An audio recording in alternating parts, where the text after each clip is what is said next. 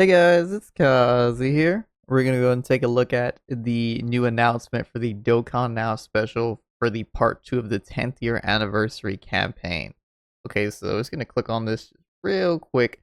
So it's saying 17 PST, so that's like 6-ish PM Central on the 14th of February. So in about 2 days from now, as I'm recording this video. Basically what they're gonna show in here is pretty much what they said. They're going to go ahead and show the 10th year anniversary part 2 new characters and then some more info. I'm assuming that more info is going to be like other things that we have yet to actually see. So maybe some new events, maybe some sneak peeks at some easy A's. We'll have to go ahead and tune in to find that out. It's also going to be a Dragonstone giveaway challenge during the broadcast. It's going to be the same thing as the last one where Amatsu and was it Gimme, they were throwing they were throwing little balls and stuff at the little icons for villains in the game, and then if you knocked over all of them, then we got like what was it, like 50 stones or something like that, or like an extra 25 or 27, however many that led up to 77 stones in game. We already know that when this happens, more than likely JP is going to get their stones first, just like how it was in part 1. They're going to get their stones first, and then Global will follow up in the next couple of days to get their stones.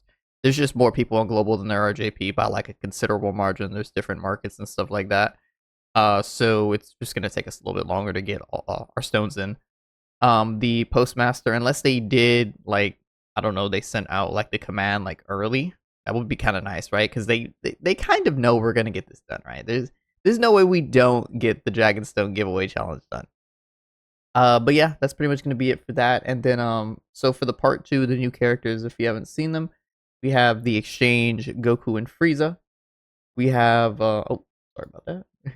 And then we have the Gohan. I don't know why it doesn't have Gogeta, but we already know the other one is Gogeta. This is just going to be the exchange Goku and Frieza. So it's going to start off as a Frieza card, and then you could exchange into Goku. And then this is just the basic Super Saiyan 2 Gohan card that we're going to get for the part 2. I don't know why Gogeta's not here, but we also have a Gogeta card coming. But Gogeta's right here if you want to know what he looks like. It's going to be this guy. He's going to be a Vegeta unit that exchanges into Goku, so the opposite of the Vegeta unit. The Vegeta unit is a Goku that exchanges into Vegeta. It's going to be the opposite for this guy. And then if you use the active skill, what do you call it, on Gogeta, you can just become Gogeta. So yeah, that's kind of be it. It's probably gonna have the same limitations, 4 turns, just like Vegito, and then you'll go ahead and defuse, and you can run whatever character that you want from there on. You could run the Vegeta if you want, or you could run the Goku. We're gonna get to see his full details, so it's gonna be really, really nice.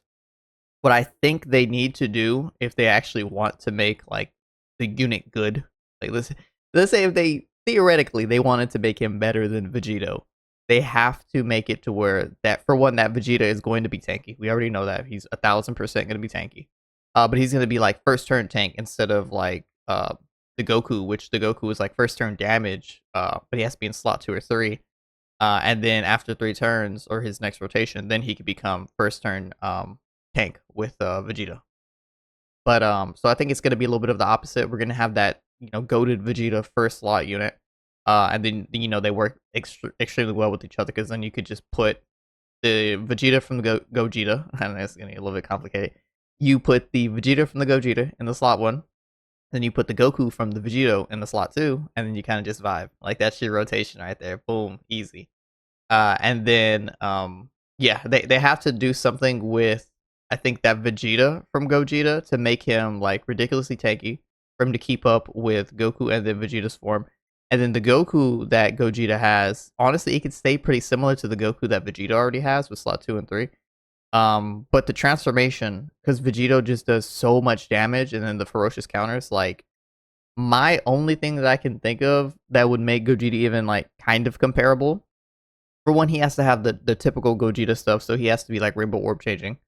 That would be like the big one, which is already gonna be dope. He has to have the Scouter, 1000%, because Vegeta also has the Scouter, so you just gotta like 1-to-1 those. Make him a little bit like the LR Tech Gogeta that we already have. But yeah, put the Scouter on him for sure. Rainbow Orb changing. He's gotta have like, I think, minimum 60% damage reduction, because that's what the Vegito has.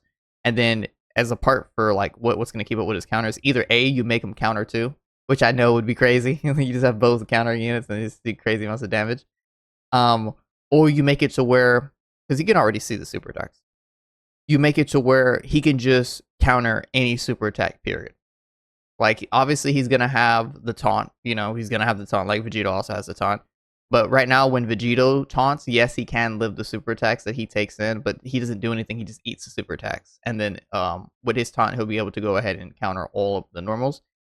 If Gogeta can use the active skill first time that he goes into Gogeta, get the taunt coming towards him, and then suck up all the supers as well. But instead of him just eating them like Vegito does, if he just will just counter every super attack. That's kind of the only thing I can think of that would make him even comparable to Vegito. And even then, that's not necessarily enough because Vegito's doing something similar, but he's doing significantly more damage because he's countering ferociously on every single normal attack. I don't need to sit here and explain to you guys why there's more normal attacks on a turn than there are super attacks. But something along those lines would have to be like a necessity, in my opinion. Because nullifying them is obviously like he's gonna nullify the like any and all supers and then counter with ferocious power. That's like too basic of a line. That's not good enough. That's not Vegeta level. But at the same time, it doesn't necessarily have to be Vegeta level. It just has to be good, right? If he does everything that Vegito does, but instead of countering, it's exchange for Rainbow Orb changing, maybe even a longer Scouter as opposed to Vegito's, and then the final slot would be what do you call it? Countering ferociously on super attacks, any and all super attacks, unarmed, armed, key blast, you name it. Like he just counters them. I think that will be enough. Like he's not going to be as good as Vegito, and then we kind of take one for the team. But first his first form, which is Vegeta, would be like a Giga Tank. So like for people that value defense, you're already gonna love him a lot more than you like base form Vegeta, which is Goku that just does crazy damage. And he has an obvious role later on in the game when he becomes Gogeta as giving rainbow orbs to everybody. The Scouter, of course, being just as defensive as Vegito, but then also doing the nullifying and then ferociously countering all super attacks.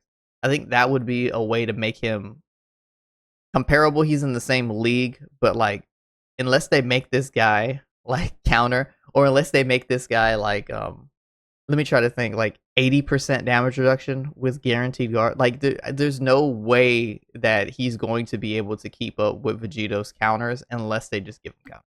Like I truly think that they'd have to do that, or they'd have to make a card that's so busted that it looks like a fan made it.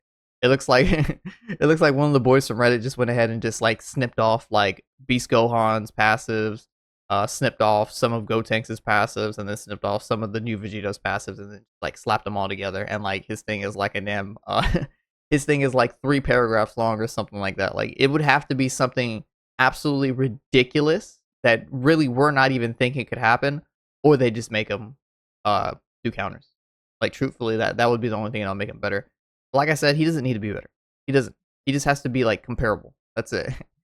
But yeah, I mean that's pretty much gonna be it right there. I am really, really excited to see what we got going on with him. I know a lot of other people are more so looking to see what's going to happen with this Gohan than actually the Gogeta, because we already knew Gogeta was coming because it got leaked.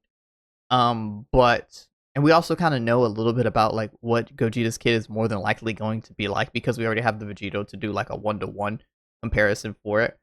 I highly doubt they'll do like extreme changes to the model that they have with the 2 exchange units. But I know a lot of people are looking forward to this Gohan, and not many people are looking forward to the Goku and Frieza, obviously, because people, they weren't exactly excited to see Tournament of Power make a second return on the part 1 and part 2. But I mean, this card could be pretty strong. I could definitely see Frieza being the Mega Tank, and then Goku being like the damage later on. Because Frieza was taking some hits from Jiren back in that fight. But Gohan, they can't fuck him up. They can't mess this guy up. If they mess up Gohan, like they're going to make the entire community mad at them for like probably decades, probably like a straight decade. The 10th year makes like a decade long beef with its fans if they mess this guy up. I only say this because this guy is really, really, really popular. In the Dragon Ball verse, he's one of the most like iconic characters in the entire franchise, and he's. I guess let's just say this: we haven't got like a really, really good Super Saiyan 2 Gohan in a very, very long time. Probably like 5 years or something like that. Last time we got it was worldwide. That was the Super Saiyan 1 transformation Super Saiyan 2, and people were already upset because of the transformation condition. But yeah, it would just be nice to go and see this guy kind of come back into fruition. Let's see if he's the best in the game. I would really, really love for this guy to come out and he's just the best guy in the game. He's better than Vegeta and he's better than Gogeta. Now, do I know what he'd have to do to be better than them? Absolutely not. But I would love to see what they're cooking up for this guy. But yeah, guys, that's gonna be it for the video. Like, comment, share, subscribe, and I will see you guys all, I guess, the night of Friday or the morning of Saturday to discuss all of the amazing new kits that they're dropping. See you guys later.